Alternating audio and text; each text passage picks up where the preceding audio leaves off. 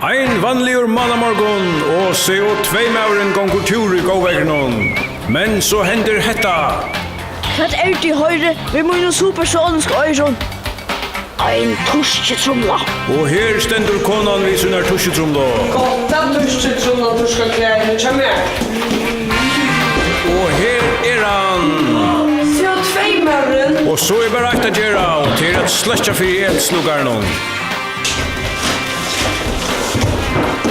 Og sjódar igjen vinduren flyr CO2-mauren ut ur saltskinnet vi vat og klævnon. Og 1, 2, 3 så henga klæene til tuskingar utanfyrir. Får ikke leta naturen og tuska klæene ta vekkri til det. Det omkvarvisvinnerligt og så pura utgibbes. Takk fyrir CO2-mauren for at du enda fyrir hjelpt i okkon at verja omkvarve. Men enda lengt etter mal, gjer din ekna CO2-mannafilm og vitja co2.fo.